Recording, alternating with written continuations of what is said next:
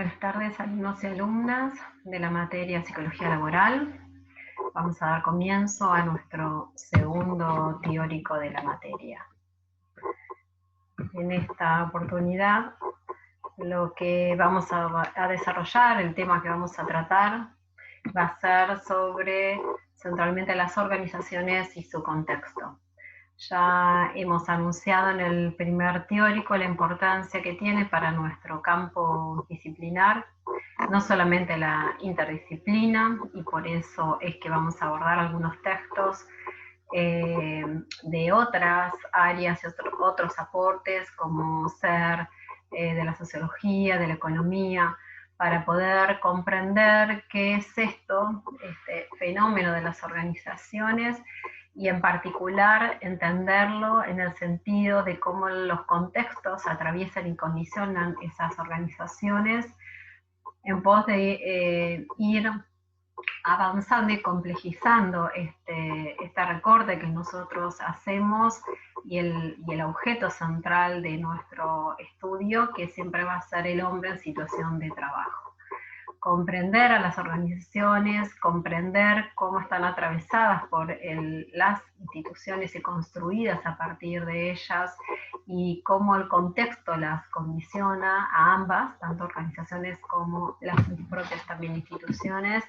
es sumamente relevante. Los temas que vamos a ir como delineando, los ejes que vamos a ir trabajando,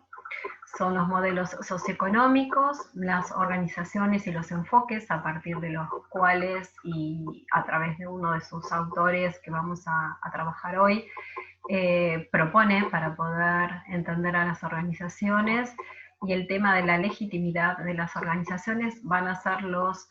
tres ejes que van a articular o estructurar nuestro encuentro de hoy. Como siempre, creo que el primer teórico un poco no explicité, pero entiendo que puedan, digamos, hacer como estas construcciones o construir estos sentidos, que las imágenes que propongo también tienen que ver con el tema, ¿no? Y acá las imágenes un poco que recorté tienen que ver con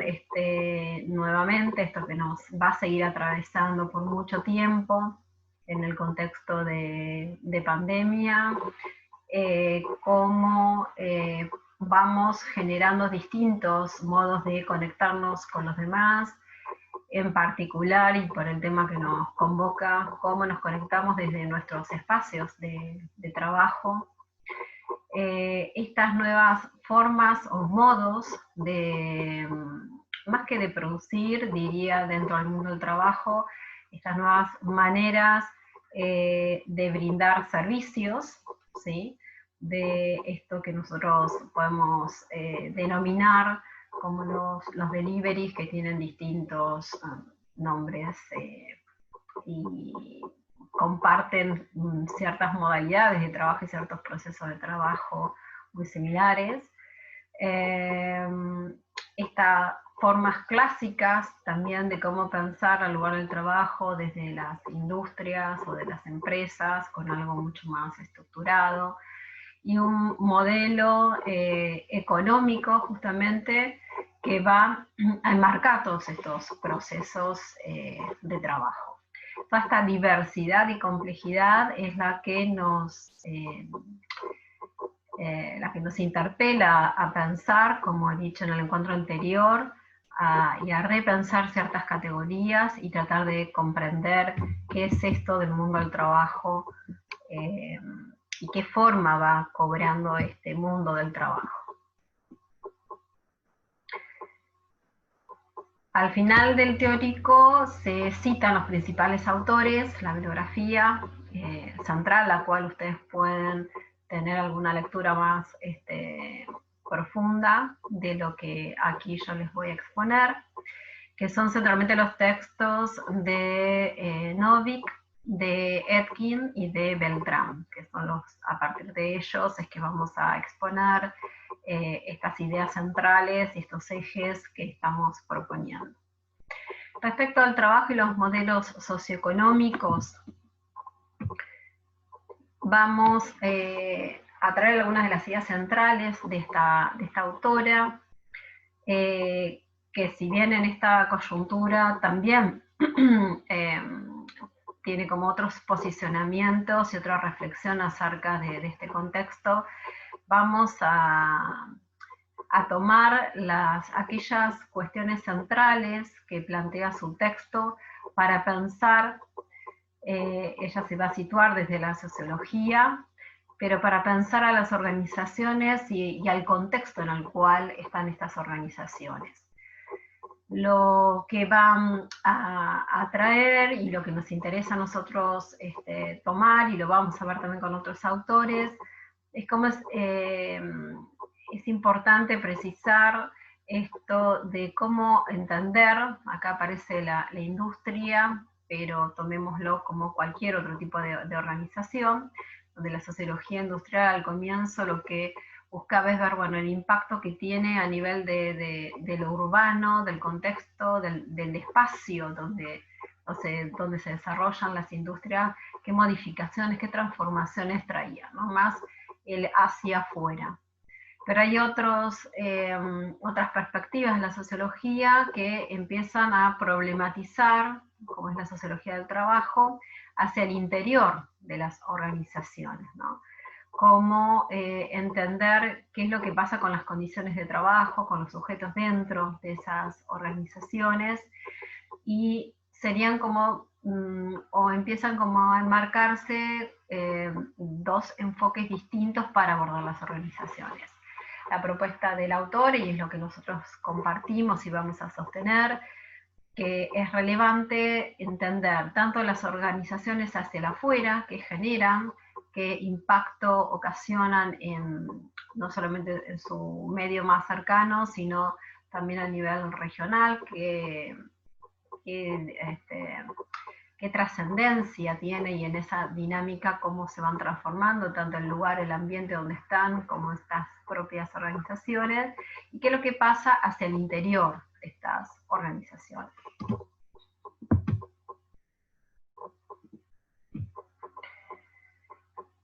Uno de los aspectos relevantes, yo diría, del texto, y uno de los motivos por los cuales lo escogemos, es que trae la reflexión acerca de tres actores centrales para entender un poco en la historicidad de nuestro país, pero es aplicable para cualquier país y región, cómo interactúan estos tres actores: el Estado, el sindicato y el mercado. Estos tres actores, y de la manera en que intervengan estos tres actores, va a configurar un determinado contexto y hasta diría un determinado modelo de país, en el cual las organizaciones también van a tener una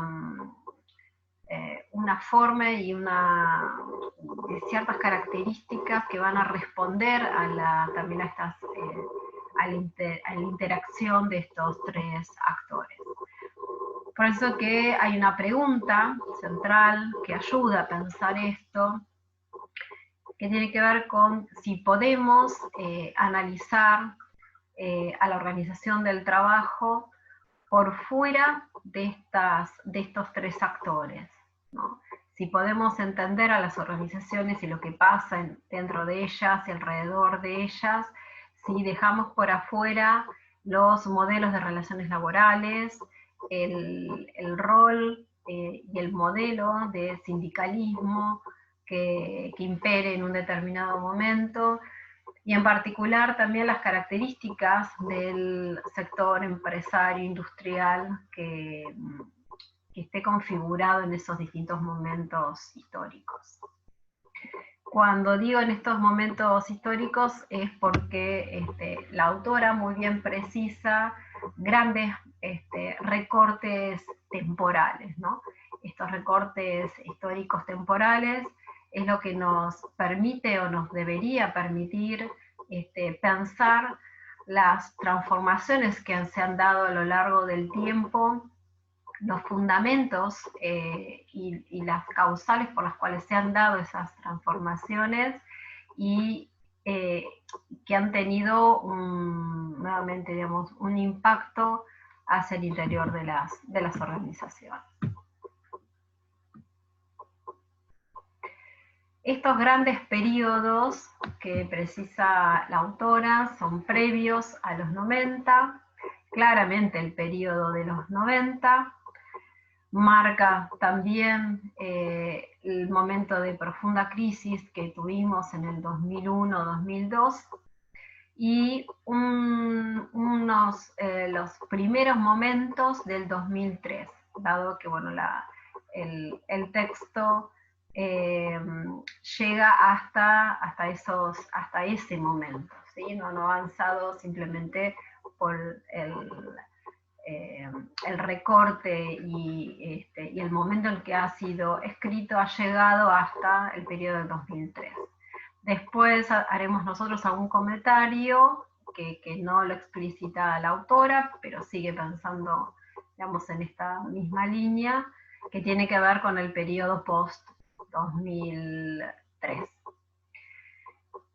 Rápidamente uno lo que tiene que situar y la importancia y para seleccionar, bueno, qué aspectos yo rescato de estos periodos sociohistóricos son las políticas que se han establecido en estos distintos periodos. Políticas que previas a los 90 hablábamos de un sindicato fuerte, donde se resguardaba los derechos de los y las trabajadoras en un contexto de pleno empleo. Eso con los 90, con las políticas fuertemente neoliberales que se implementaron, fueron cambiando ese escenario. En los 90 debemos tener como muy presente los marcos legislativos que fueron acompañando este crecimiento de la flexibilización laboral,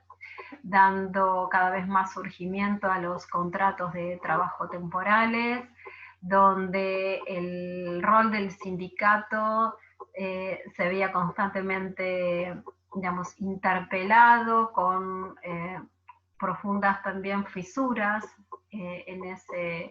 ese periodo, donde también cambió mucho el paradigma de la relación entre el mercado y el Estado, donde se daba prioridad más a las lógicas y al resguardo del mercado por sobre el Estado. Apareció un Estado más bien desfigurado, desconfigurado. Más, bueno, ahí en el texto van a poder profundizar una serie de medidas económicas que iban acompañando este modelo de país, como yo les decía al comienzo, y que tenía su claro efecto e impacto en las relaciones de trabajo. Todo ese periodo, nosotros lo que sí pudimos identificar y lo que podemos identificar es que el sostenimiento de esas políticas en el tiempo, aspectos que van a poder releer en el texto de la autora, trajo aparejado una profunda crisis política, social y económica, que fue la crisis del 2000, fines del 2001, comienzo del 2002, que se prolongó por un par de años, yo diría por más, un periodo mucho más largo, pero el crítico fue en ese periodo, 2001-2002, donde las tasas de desempleo estaban por arriba del 25%, donde era muy difícil, una vez que uno estaba excluido del mercado de trabajo, volver a incorporarse. Un momento de mucha crisis y fisura y fractura social. En el periodo del 2003, la autora lo que trae es cómo empezaron a cambiar esas políticas neoliberales a políticas donde se resguardaban los derechos, donde se comenzó a recuperar la institucionalización de de algunas cuestiones del mundo del trabajo que estaban perdidas. En ello me refiero a la posibilidad de volver a convocar a paritarias, asignar un salario mínimo, volver con la negociación colectiva a intentar poner cierto coto a la flexibilización a través de marcos legislativos que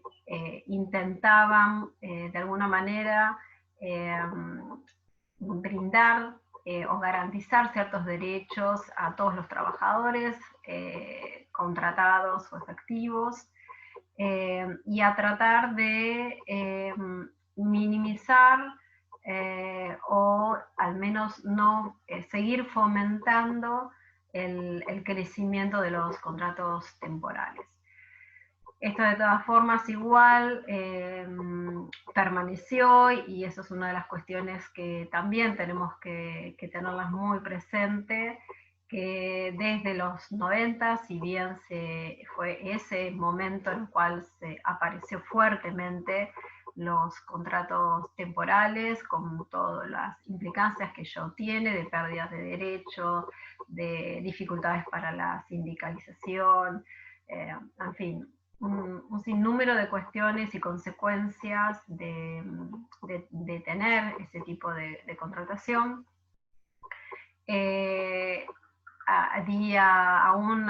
hoy día esa situación no se ha revertido, ¿no? Sí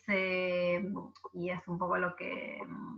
digamos, en ese sentido hay que ir pensando en estos distintos momentos sociohistóricos. En algún momento se refuerza y se agudiza y se acompaña de otras reglamentaciones que desregulan aún más el mercado de trabajo, pero los contratos temporales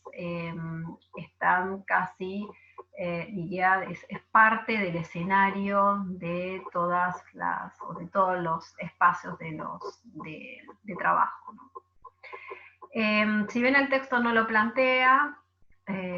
sí tenemos que tener como presente que hubo todo un periodo, en 2015 y 2018, en el cual muchas de esas políticas de los 90 volvieron a aparecer con una fuerte desregulación del mercado de trabajo, con un claro aumento de la precarización laboral y muchas dificultades para sostener los espacios de negociación colectiva. En este contexto y en este nuevo periodo del 2020, varias de esas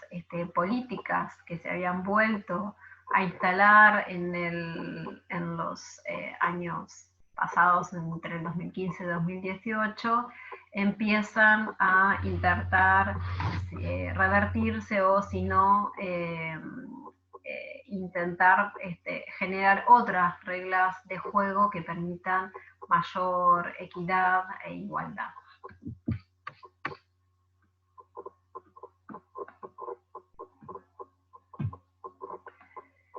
Bien.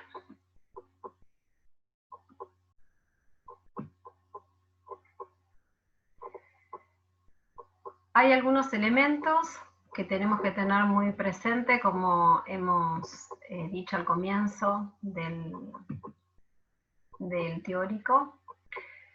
que son las organizaciones del trabajo y el Estado. No vamos a abordar específicamente el otro actor central, que son los sindicatos, porque reviste mucha complejidad, no solamente, digamos, porque es un actor que se ha transformado a lo largo del tiempo y han surgido por sus propias fracturas, han surgido y se han fortalecido otras conformaciones gremiales que han intentado justamente contrarrestar algunos aspectos críticos del sindicalismo, y ameritaría, digamos, como un capítulo aparte, por eso no lo vamos a profundizar, pero sí tengamos en cuenta que es un actor central en todo esto que estamos hablando, pero sí podemos como recortar de alguna manera un poco más simple estas dos cuestiones de estos dos actores, la organización del trabajo y del Estado. La autora marca, acompañando, y digamos, en esta coherencia de marcar distintos momentos sociohistóricos en la Argentina, de estos cambios y transformaciones en el escenario social, político y económico, lo ve y lo analiza en términos también de cómo eso se fue acompañando en las transformaciones al interior de las organizaciones del trabajo. En estos periodos que uno puede identificar claramente que ha transformado a las organizaciones del trabajo, estas distintas medidas políticas y económicas han tenido su traducción o su traslado al campo de lo organizacional. Por ejemplo, cuando hablamos de la década de los 90 y el aumento de la flexibilización, como hemos dicho, el aumento de los contratos temporales, ¿no? Y la pérdida de derechos, donde aquí lo vamos a desarrollar en otro teórico, aparece muy fuertemente el tema de la inestabilidad en el trabajo, ¿no? Como un elemento importante para tener en cuenta cuando queremos observar, bueno, qué pasa con este fenómeno en los trabajadores en términos de salud de los trabajadores. Bien. También, así como lo hemos hecho en la filmina anterior, hay otro periodo que podríamos llamar cuarto periodo, o quinto periodo, pero lo hemos, al menos se los propongo como otro gran bloque de nuestra historia, en el cual aparece nuevamente en 2015-2018 una vuelta a las políticas neoliberales, y en este nuevo escenario 2020 y el intento de ir transformando, modificando o incluso subsanando en términos de políticas que han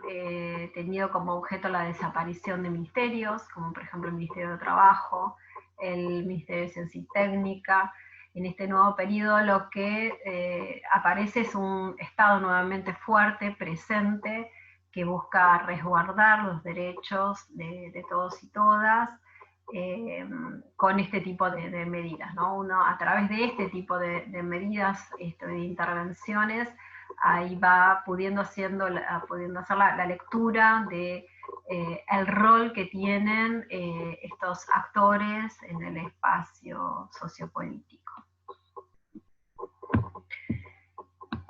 Y como les adelantaba, bueno, este estado, ¿no? Este estado que aparece muchas veces totalmente desdibujado, cuando gana el escenario el mercado, cuando aparece más los aspectos más vinculados a priorizar ciertas lógicas de un mercado financiero, en pos del resguardo de los derechos o de contemplar ciertas lógicas en las relaciones de trabajo que permitan a los y las trabajadoras tener, por ejemplo, un ingreso digno, buenas condiciones de trabajo. Cuando el Estado aparece desdibujado y no interviene en esos espacios, por lo general estamos en escenarios con políticas más neoliberales, donde también los valores y las prioridades son, diría, hasta contrapuestas, ¿no? En el 2003, y acá nuevamente, bueno, no aparece este nuevo ciclo periodo que proponemos pensar, porque hasta el 2003 llegan los aportes del texto, pero sí debemos pensar cómo, y este texto y los últimos años nos deberían ayudar a pensar en estos ciclos que a veces parecen como repetirse, con ciertas lógicas que se van como replicando en determinados periodos, donde aparece sí muy claro, de acuerdo al interjuego de estos tres actores, como habíamos dicho al comienzo, si aparece un Estado presente resguardando derechos y garantizando derechos, o un Estado más bien apartado donde lo central aparece en el escenario el mercado. Otro de los autores que vamos a abordar es Etkin, donde él va a abordar las organizaciones a partir de algunos enfoques o categorías que él va a proponer, que es lo que permitiría poder entender mejor las lógicas de las organizaciones. Antes de digamos, adentrar un poco a estos enfoques y estas categorías de análisis que propone, el autor hace como algunas diferencias muy sucintas, que aquí no vamos a profundizar, pero que sí es importante que lo tengan presente, que estamos hablando de dos fenómenos distintos, la organización o la institución, ¿no? La organización más desde el nivel de los sujetos, de lo colectivo, enmarcada, enmarcada a través de estas normas, valores, creencias, provenientes más de lo que nosotros podemos denominar la institución, aquellas cuestiones que están como establecidas y que le dan de alguna manera, y que después los vamos a desarrollar, cierta legitimidad a ciertas prácticas o comportamientos dentro de esa organización. Uno de los aspectos que trae el autor, que nos ayuda a pensar qué es esto de las organizaciones, es la categoría de organización compleja. Cuando uno aborda una organización, no solamente ve un colectivo de trabajo con ciertas configuraciones, sino que lo que también debemos tener presente constantemente, que esos acuerdos, ese objetivo que se propone la organización, puede ser compartido en su mayoría, en la globalidad, en lo colectivo, pero siempre hay intereses contrapuestos. Siempre en las organizaciones está el conflicto, es inherente a la organización los conflictos, las tensiones, por tratarse justamente de sujetos y grupos que tienen intereses diversos. Siempre debería primar lo colectivo, lo que aúna por sobre lo individual, pero estas tensiones siempre se presentan en las organizaciones. Y claramente algo que venimos reiterando, y uno de los temas centrales del teórico de hoy, es que en esta idea de qué es la organización compleja, aparece esto del contexto, ¿no? Que el contexto que tensiona, complejiza, que hace incierto el escenario en el cual se tienen que desarrollar estas organizaciones. Acá cabe muy bien articularlo con lo que hemos iniciado desde el primer teórico, que es este contexto de pandemia. Este contexto de pandemia que atraviesa todas las organizaciones, no solamente digamos, genera cambios en los procesos de trabajo, sino que también tensiona a las propias organizaciones, a su funcionamiento, al poder cumplir con sus objetivos, a responder a determinada demanda generada a partir de este contexto de pandemia. En este aspecto es que uno puede pensar, y en ese sentido es que acerca esta idea al autor, de un medio incierto y cambiante. Toda organización tiene un motivo, un proyecto por el cual nace, pero a lo largo del tiempo ese proyecto se va transformando, ¿no? En esa transformación, que gran parte de esa transformación proviene no solamente del interior, de sus propios integrantes, sino también de este medio que demanda o propicia que la organización pueda, o le interpela que se modifique, se adapte, se transforme. Como hemos dicho, hay tres aspectos centrales, conceptuales, que vamos a traer vinculados a este texto, que tiene que ver el enfoque descriptivo, el enfoque de gobierno y el mapa conceptual. El enfoque descriptivo, muy sintéticamente, uno puede pensar como aquello que me sirve para describir la organización, como bien lo dice su nombre. Y acá hay un punto también de contacto con la autora que vimos hace un rato, donde esa descripción también es importante hacerla hacia el interior de esa organización, pero también de esa organización hacia el afuera, hacia su contexto. ¿Qué sucede con esa organización y ese contexto en el cual está inserta esa organización? El enfoque de gobierno, que quizás revista un poco más de complejidad para entenderlo, tiene que ver con aquellas cuestiones de la organización que no están tanto en el plano, digamos, manifiesto, observable, sino que hay que hacer como otro tipo de indagación. ¿Y qué aspectos son los que propone el autor observar? Es la legitimidad, la participación y la toma de decisiones. De acuerdo a quienes tomen decisiones o cómo es la participación de los sujetos en distintas cuestiones de la organización, me va a estar dando un panorama y me va a caracterizar a esa organización. También el enfoque del gobierno lo que busca es justamente poder comprender ciertas dinámicas y no solo describirlas, ¿no? Darle como un otro sentido del que aparecería a simple vista. Y por último, el mapa conceptual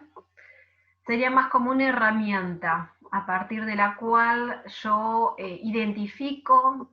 algunos conceptos, elementos, fenómenos de esa organización para poder estudiarla o abordarla. Elementos que deberían estar vinculados con la estructura, con los procesos, con las relaciones, por lo menos en estos tres aspectos centrales que hacen a una organización: estructura, procesos y relaciones. Yo identifico algunos elementos que quiero analizar de estos grandes aspectos estructurales, o para no usar la misma palabra, digamos, centrales de una organización. Es lo que me ayuda también a ordenar qué es lo que quiero ir comprendiendo o entendiendo. Y como hemos dicho, también esta organización, si bien tiene un proyecto, un lugar desde donde inicia, surge, también es un constante, digamos, aparece un proceso. Proceso que da cuenta también de un aspecto saludable de esa organización, que no está rígida o cerrada, sino que es parte también de una región, de un contexto, de una comunidad, la cual va como ayornándose y respondiendo a esas distintas demandas, y es receptiva y flexible a estos movimientos que se dan desde al interior de la organización, pero también hacia afuera de la organización.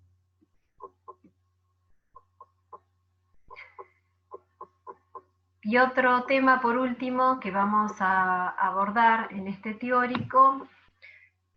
es el tema de la legitimidad de las organizaciones. Lo que vamos a desarrollar acá, vamos a trabajarlo centralmente desde el texto de Beltrán, que propone o identifica 4 grandes modelos de organizaciones. Si ustedes recurren al texto, van a ver que aparecen en un hilo histórico, ¿no? Aparece primero el modelo weberiano, luego el taylorista, luego el de las relaciones humanas, y por último el que propone y trae el autor, que es el de la cooperación negociada. Muy sintéticamente, a esto les pido que profundicen igual, vamos a hacer un comentario sobre cada uno de ellos, pero profundicen en la lectura. Cada uno de estos modelos también dan cuenta o responden a un momento histórico determinado, ¿sí? Que si bien todo lo burocrático que proviene del modelo organizacional weberiano, aparecería como lo engorroso, el que genera obstáculos, aparece como muy instalado desde ese lugar, fue muy relevante en el momento en el cual surgió, porque permitía ordenar lo que nosotros conocemos como organizaciones del trabajo y procesos de trabajo, permitía ordenar todos esos pasos y procedimientos, que aún hoy en día todas las organizaciones tienen un poco de cada uno de estos modelos, a veces es más... se observa con más notoriedad alguno de estos por sobre otros, pero pueden estar interrelacionados y presentes todos los modelos en una sola organización. Este modelo contribuye con un aspecto muy importante, que es poder ordenar los procesos y los procedimientos de trabajo. No tiene por qué ser, digamos, su contribución simplemente observarla desde un lugar negativo, ¿no? El punto con este modelo, y por lo cual justamente surgió como propuesta alternativa y superadora el modelo organizacional de Taylor, que ahora lo vamos a ver, es que este cumplimiento estricto de los procedimientos y de los procesos justamente hacían poco eficaz y eficiente a los modelos organizacionales. Ese es un aspecto que está por detrás de todos estos modelos que buscan la eficacia y la eficiencia de las organizaciones, ¿no? Aspecto que nosotros no vamos a continuar, digamos, simplemente lo comentamos, no vamos en ningún momento a centrarnos en la eficacia y la eficiencia de las organizaciones, dado que, digamos, miramos y entendemos a la psicología laboral desde otra perspectiva,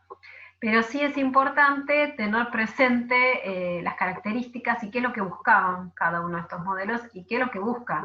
cada uno de estos modelos cuando se piensan o se visibilizan dentro de las organizaciones. A este modelo le siguió el modelo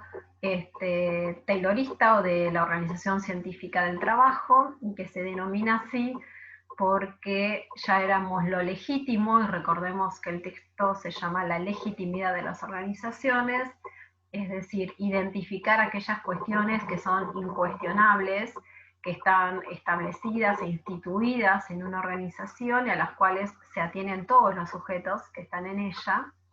Lo que aparece aquí en este modelo es que lo incuestionable es el saber de la ciencia, la que estipula los tiempos de trabajo, la que minimiza los tiempos muertos del trabajo, la que busca una mayor eficacia y eficiencia en esos procesos de trabajo.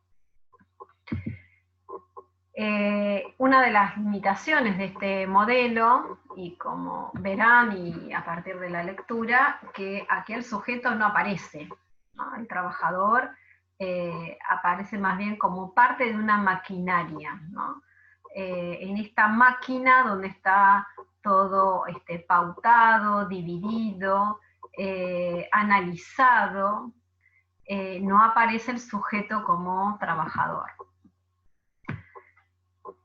En esa limitación que trae este modelo aparece este otro, el modelo humanista de las relaciones humanas, donde empieza a identificar que para que la organización sea eficaz y eficiente, lo que había que apuntar o mirar era al sujeto. que no lo va a tomar como sujeto, sino como recurso humano. Lo que va a empezar a establecer y a traer este modelo, que todo ese aspecto más social, motivacional, la búsqueda de la satisfacción del sujeto, crear un clima de trabajo agradable, eso es lo que va a permitir que los sujetos puedan dar lo mejor de sí a la organización, motivarlos a que puedan cumplir sobradamente los objetivos que les impone la organización, y eso finalmente lo que iba a hacer que la organización sea más eficaz y eficiente. ¿Qué limitación tiene justamente este modelo? Que lo que saca totalmente del escenario es el conflicto, que lo que hemos visto hace un rato y lo que hemos remarcado, que el conflicto es inherente a las organizaciones. Es imposible pensar una organización que no tenga conflictos. Y conflicto en términos de tensiones, ¿no? De que no están todos los sujetos de acuerdo. ¿Sí? Y lo que trae este modelo, ¿no? Debería haber negociaciones, ¿sí? Para que haya cooperación. Debe reconocerse ese conflicto y llegar a acuerdos entre las partes que están involucradas en ese conflicto. Esto trae una idea más realista de lo que realmente pasa, y si recordamos lo que venimos hablando desde el inicio de este teórico, donde hablamos de los modelos sociohistóricos, de las tensiones entre el Estado, el mercado, el rol del Estado, de los sindicatos, vemos que esa organización compleja y el contexto complejo en el cual está, sería imposible pensar de que el conflicto no está presente en estos escenarios. Eso es entonces lo que trae este modelo muy interesante, de pensar de que hay conflicto, reconocerlo, de ver cómo se trabaja con ese conflicto entre las partes y claramente llegar a una negociación donde se cumpla ese acuerdo producto de esa negociación. Esta es la bibliografía central de referencia a las cuales había hecho mención. Y como siempre, un cierre del teórico que les propongo como comentarios finales, con esto que fuimos viendo y recortando de las organizaciones, de su contexto, ir acercándonos a parte de este recorte que hacemos de la organización y del sujeto dentro de esas organizaciones, y el sujeto en relación a esa situación de trabajo, y aspectos que ustedes deberían tomar para sus prácticas también profesionales, es ver qué es lo que observo yo de las organizaciones. Y puedo observar un sinnúmero de cuestiones de las organizaciones.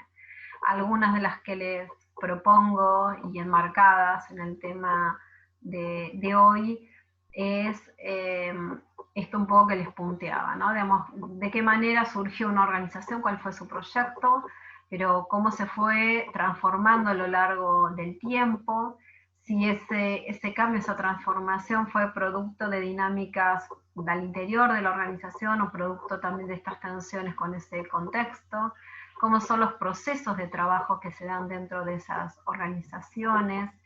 qué fuerzas instituyentes se han generado dentro de esas organizaciones. Hay cuestiones que por ahí no desarrollamos acá, pero bien las pueden pensar, que tienen que ver con los espacios de poder, claramente con las condiciones